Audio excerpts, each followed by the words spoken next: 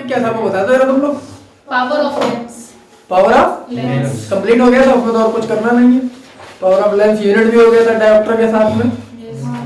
तो मतलब अगला टॉपिक है, अगला टॉपिक भी वैसा ही है जो डायरेक्ट इन्वॉल्व नहीं है, क्वेश्चन है। टॉपिक डाल दो तुम लोग।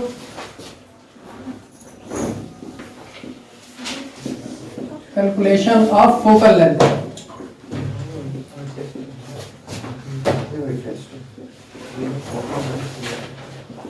ऑफ लेंस बाई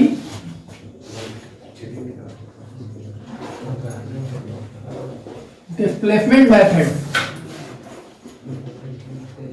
मैंने कहीं टॉपिक मतलब ये रीड किया है, calculation of focal length of a lens bye displacement method. Basically ये प्रैक्टिकल है, लेकिन इस पर क्वेश्चन आ जाता है, मतलब एनसीईआरटी में भी इस पे एक बेस्ट क्वेश्चन है। अभी तुम लोगों को पता भी देंगे कहाँ है कैसे है। अभी फिलहाल एक डायग्राम साथ में बनाओ पहले तुम लोग इसको अंडरस्टैंड करने के लिए। एक कॉन्वेक्स लेंस और दूसरा कॉन्वेक्स लेंस और ऑप्टिक एक्सिस और इनका कॉमन प्रिंसिपल एक्सिस।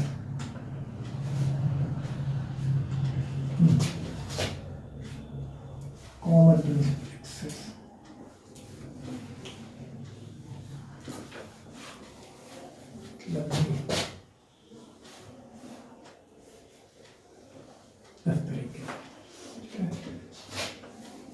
ये एक्चुअली दो लेंस नहीं है, ये एक ही लेंस है, उसकी दो पोजीशंस हैं। अभी बता देंगे कैसे। यहाँ पर एक हमने ऑब्जेक्ट प्लेस कर दिया, इसको कोई नेम दे देंगे ओ डैश। यहाँ से एक पैरेलल रे जो लॉ है हमारे पास में, ये पैरेलल रे फर्स्ट पोजीशन के फोकल पॉइंट से होके जाएगी, कहीं ना कहीं ट्रेवल कर देगी। दूसरी रे को हम यहाँ से इसके सेंटर से पास आउट करा लेते हैं, ये कहीं ना कहीं जाके आगे इसको इंटरसेक्ट करेगी, कहीं जहां तक करे वहां तक बनाओ, और ये बन जाएगा इसका इमेज। यहाँ पर इसको कंसीडर कर लेंगे आई प्राइम। ठीक, अब अगर इस लेंस को यहाँ की पोजीशन से हटा के बाहर रख दिया जाए, मतलब ये यहाँ ना हो, तो ये पैरेलल अभी तो रे यहाँ तक है, ये पैरेलल वाली रे यहाँ आके इंसिडेंट होगी, फिर ये यहाँ इसके फोकल पॉइंट से क्रॉस होगी, और दूसरी रे ये यहाँ से ले जाएगी इसके सेंटर से, ये जाके जहां इंटरसेक्ट करेगा, ये दूसरा इमेज बनेगा आई डबल डैश। इसको C1 अज्यूम कर लेते हैं फर्स्ट पोजीशन को, इसको C2, ये O डैश हो गया, ये फर्स्ट इमेज आई डैश हो गया और second image I double dash हो गया। इसकी कंडीशन क्या है वो देख लेना। जहां हमने ऑब्जेक्ट प्लेस किया था ये एक्चुअली स्क्रीन है जहां पर इमेज बन रहा है, ठीक है, इस स्क्रीन पे इमेज बन रहा है। यहां से यहां तक की डिस्टेंस ऑब्जेक्ट टू स्क्रीन, इसको हम सपोज कर लेते हैं स्मॉल a। ये तुम लोगों को पता है जो फर्स्ट पोजीशन ऑफ लेंस है, इससे ऑब्जेक्ट की डिस्टेंस क्या होगी, u होगी। जहां कहीं पर भी इमेज बन रहा है जाके वो डिस्टेंस क्या लेंगे, b। कंडीशन के अकॉर्डिंग ये b हो जाएगा, नेक्स्ट हो जाएगा, इसको थोड़ा अलग कर दें इसको,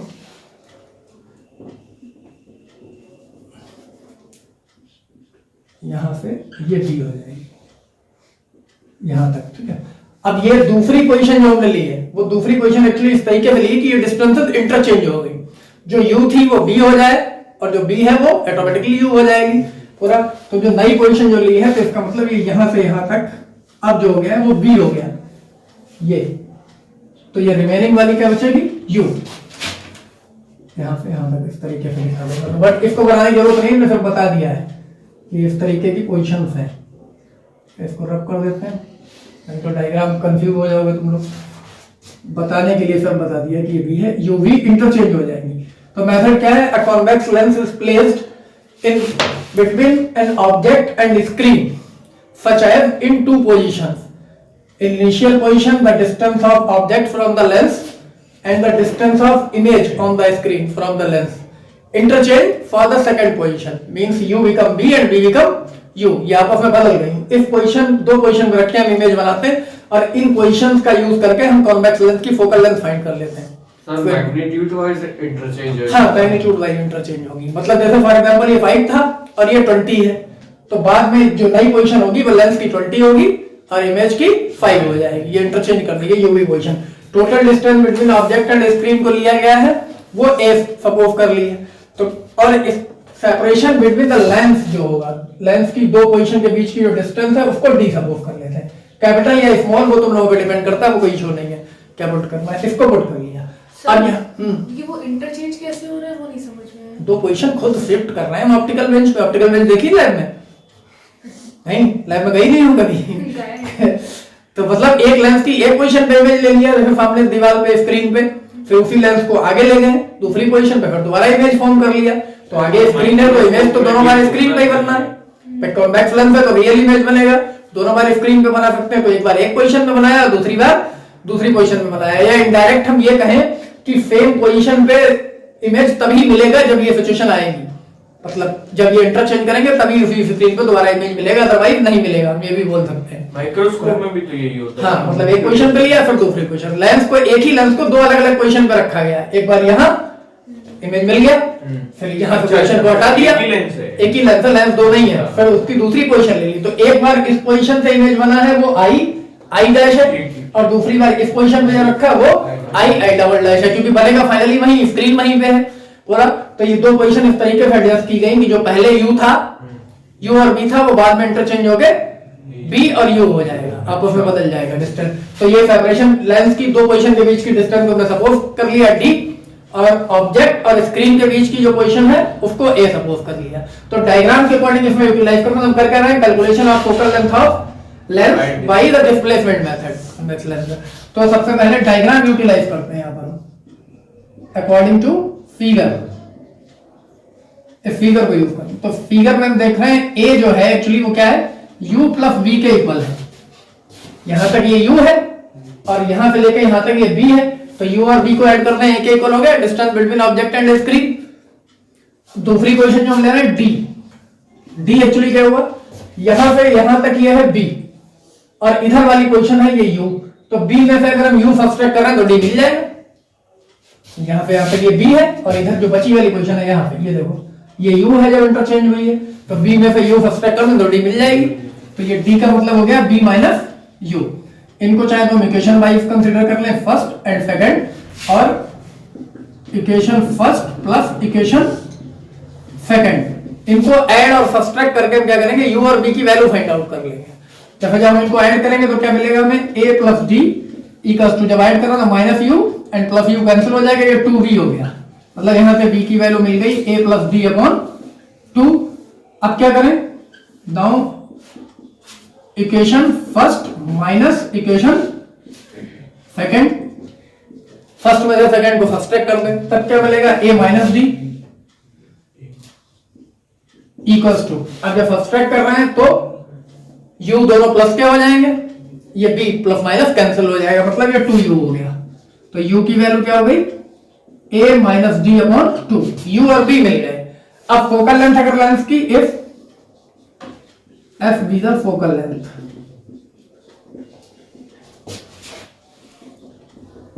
ऑफ लेंस, अगर ये लेंस की फोकल लेंथ है तो फॉर्मूला क्या होगा, from 1 upon f equal to 1 upon b minus 1 upon u। अब ये मैग्नीट्यूड फाइंड आउट किया है हमने uv का, कल की तरह कंफ्यूज मत होना, यहां विद साइन यूज होगा क्योंकि ये साइन इंट्रोड्यूस नहीं हुए हैं। यहाँ सिर्फ वैल्यू मिली है हमें, a माइनस, क्योंकि न्यूमेरिकल वैल्यू तो मिली होगी, b माइनस u किया या d माइनस, विद साइन जब हम यूज करेंगे तो इसी फॉर्मूले में 1 अपॉन b को जैसे प्लेस करेंगे, ये b की वैल्यू क्या है, ये this a plus d upon 2, मतलब ये 2 अपॉन a प्लस b हो गया, माइनस फॉर्मूले का है, और माइनस जब u पुट करेंगे तो फिर खुद निगेटिव पुट करेंगे, तो इसलिए ये हो जाएगा plus 2 upon a minus d।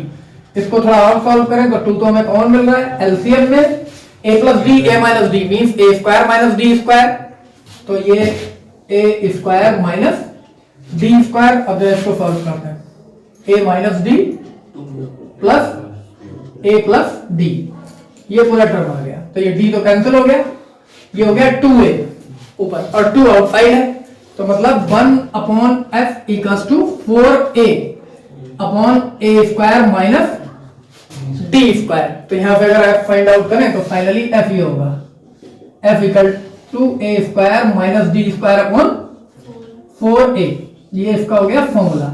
और यहाँ कंडीशन भी होती है, मतलब ये जो हम डिस्टेंस फाइंड आउट कर रहे हैं a, ये a square is greater than 4af होनी चाहिए इस सिचुएशन को एडजस्ट करने के लिए। ये इसकी कंडीशन है, मतलब जब हम प्रैक्टिकल करते हैं तो ये कंडीशन हमारे दिमाग में रहनी चाहिए। मतलब a स्क्वायर यहाँ पे अगर हम कैंसिल कर दें, a कैंसिल हो जाएगा, a must be greater than 4f। जैसे कि हम प्रैक्टिकल में क्या करते हैं, एक रफ फोकल लेंथ लेते हैं, लेंस की पहले इमेज बना के, तो रफ फोकल लेंथ लेके जो a एडजस्ट करनी है हमें ग्रेटर देन 4f, f से 4, हाँ उससे ज्यादा पे ये दो पोजीशन एडजस्ट की जाएगी हमारी, तब ये आएगा। तो ये फॉर्मूला है इसका। और इसी में एक कंडीशन और है, सम टाइम एक इमेज हमें दे दिया गया, इसकी हाइट इतनी है, ऑब्जेक्ट की हाइट दे दी गई, पूछा जाएगा सेकंड पोजीशन में जो इमेज बनेगा उसकी हाइट कितनी होगी, या फिर दोनों इमेजेस की हाइट दे दी, ऑब्जेक्ट किस हाइट का होगा, या इनमें से कोई एक इमेज कोई ऑब्जेक्ट दे दिया, तब हम फाइंड आउट करेंगे। तो एक रिलेशन और यहाँ है, वो क्या लिख देते हैं, ये जो o डैश है ये एक्चुअली होगा i dash multiply by i double dash, mean height of object is equal to the square root of product of the height of the first image and the height of the second image. Simple way में कहें, जो लोग maths वाले easily understand कर सकते हैं, the height of object is equal to the geometrical mean of the height of images, geometrical mean के equal है बराबर। तो इसको पहले तुम लोग नोट कर लो। क्वेश्चन भी बता दें, एनसीईआरटी है किसी के पास में यहाँ पे आज? आकाश हो सकती है आकाश के पास में, हाँ ये हमें दे दो जरा, क्वेश्चन भी इस पे बेस्ड है, सर्च करते हैं अब तक हम कौन सा क्वेश्चन इसमें है, इस पे बेस्ड साथ में कर लोगे तो एक्सरसाइज का क्वेश्चन कम हो जाएगा और किस तरीके का क्वेश्चन आता है ये भी पता चल जाएगा। रे ऑप्टिक्स, ग्रीवा नोट हो गया, इसको रख दिया जाए।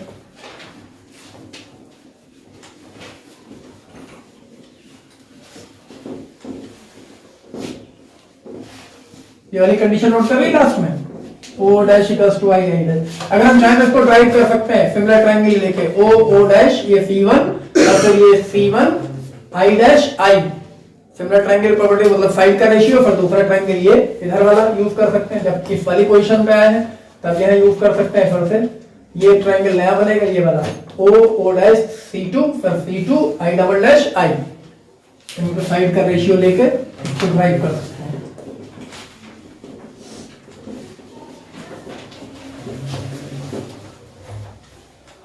डायग्राम बना रहने देते हैं, क्वेश्चन में भी ये काम आ जाएगा।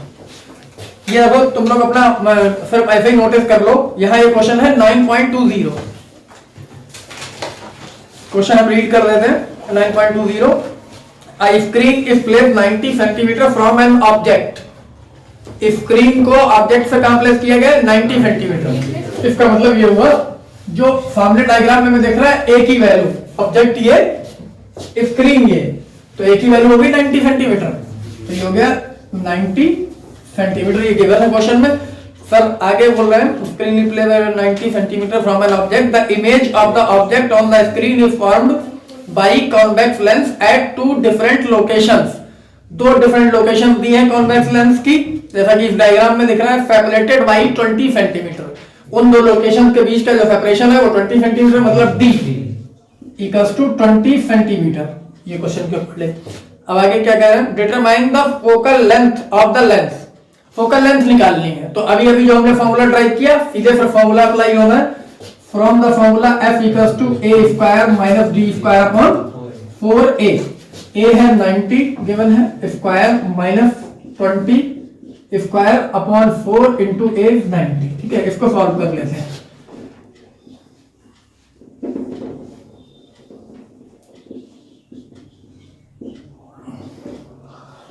Eighty 100 minus 400 360।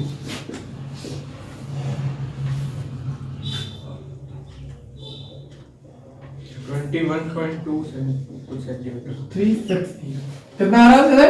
360 कितना आ रहा है डिवाइड करने में? 260 आपने क्यों लिख दिया सर? 260 कहाँ है?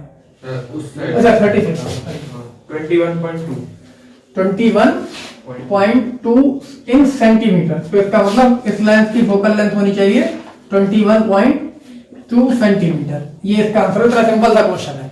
तो ये एनसीईआरटी में तुम्हारा एक है, ठीक है, इससे बेस्ड और भी क्वेश्चन हो सकते हैं इस तरीके के। हो सकता है यहाँ सीधे सीधे ए और डी दे दिया, वहां कहीं और इमेज और हाइट भी कैलकुलेट की जा सकती है किसी क्वेश्चन में। मतलब एक्सरसाइज का एक क्वेश्चन हमारा कम हो गया काउंटिंग में। एक और काम करा लेते हैं सर, जब इसको ओपन ही किया है। सर अगर ये आप मतलब इसका एक कॉन्सेप्ट बना देते बिना फॉर्मूले की, क्वेश्चन कैसे लगता? तब भी सॉल्व होता है, यू भी कंसीडर करके फर्स्ट पोजीशन में, अगर सेकंड पोजीशन में यू भी कैलकुलेट किया जाता। तो वो लॉन्ग पड़ता मेथड। जाहिर सी बात है, डेरिवेशन तो करना ही पड़ेगा ना क्वेश्चन में, बिना उसके निकालोगे कैसे। नोट हो गया होगा तब तो तक? नहीं सर, वो सॉल्व तो ऐसे ही होता है ना, जैसे अभी आपने इक्वेशंस बनाई हैं। हाँ वैसे ही बनाना पड़ता। इसको रख कर लेते हैं हम लोग।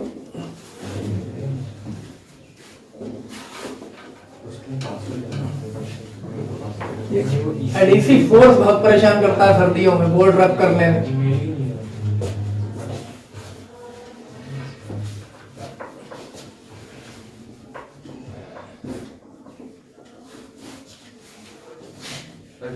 गर्म पानी डाल दिया करेंगे। यही हम भी सोच रहे हैं। टेम्परेचर बढ़ते ही उसका सरफेस टेंशन कम। फिजिक्स हर जगह अप्लाई होती है। एक क्वेश्चन और है जो एक्सरसाइज के अकॉर्डिंग 9.10 ये क्वेश्चन है। कल एक कॉन्सेप्ट बताया था, मैं कहता एनसीईआरटी में क्वेश्चन आएगा, टॉपिक कहीं नहीं है, तो बहुत छोटा सा क्वेश्चन है लेकिन क्वेश्चन है फिलहाल। What is the focal length of a convex lens of focal length 30 centimetre contact with a concave lens of the focal length 20 centimetre. दो फोकल लेंथ गिवन है, एक कॉन्वेक्स एक कॉन्केव। कॉन्वेक्स की given है कितनी, 30 centimetre 30, और concave की given है 20, तो ये मतलब +30 लिखी जाएगी और F2 -20 सेंटीमीटर ये दिया हुआ है। क्वेश्चन फिर से रीड कर रहे हैं। What is the focal length of a convex lens of A focal length 30 centimetre contact with a concave lens of focal length 20 centimetre. If the system a converging or diverging lens, ignore thickness of the lens.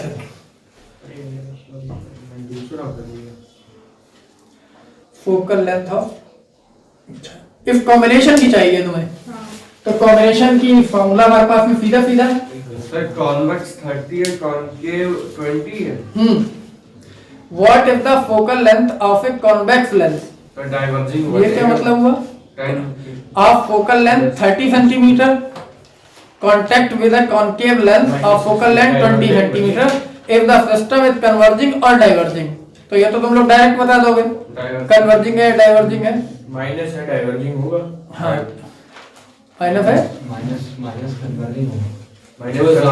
तो सीधे सीधे formula apply करो ना, इतना परेशान होने की जरूरत है। 1/f = 1/f1 + 1/f2, तो 1/30 ये हो गया, माइनस ज्यादा होता है 1/-20 ये वैल्यू मिली। ठीक है, इससे कॉन्टेक्ट में मतलब ये प्लस हो गया, प्लस होने का मतलब -60 आ रहा है। 2 माइनस आ जाएगा -1/60, तो f = -60 सेंटीमीटर। डाइवर्जिंग हो गया ये। तो ये कॉम्बिनेशन में हो गया। एक की बात और की थी, वो भी देख लेते हैं, एक मिनट इसको चेक कर लेते हैं। 9.10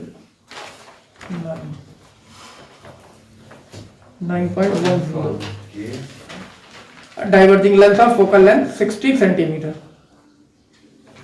जो छोटा ना उसको R2 मान लो।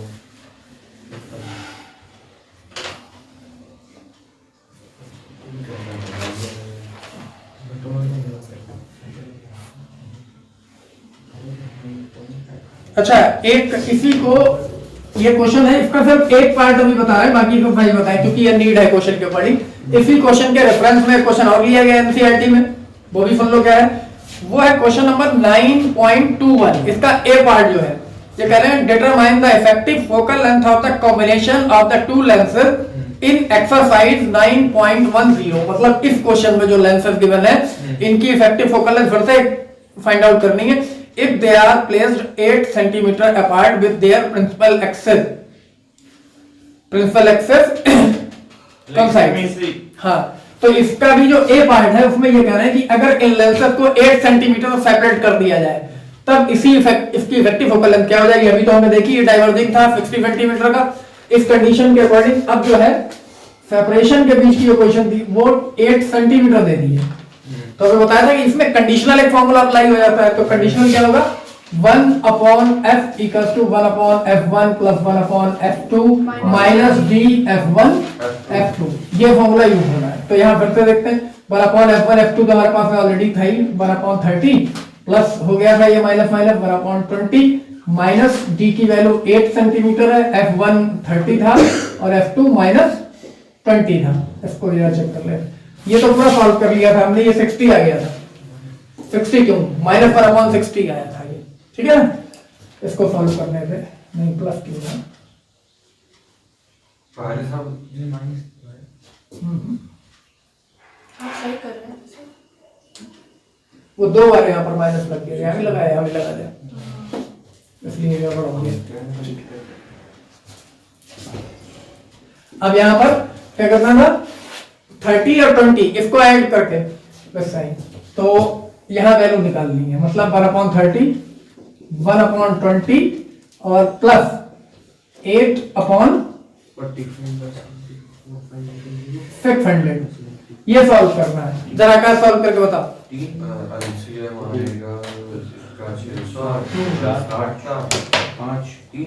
डिवाइड कर 0.68/600 और 68/600 0.6 कुछ करके आ रहा है 0.6 डिवाइड करो पूरा सही से। थैंक यू वो 0.6 मतलब 660 300 सर 4500 1/75 अगर करेंगे तो आ रहा है।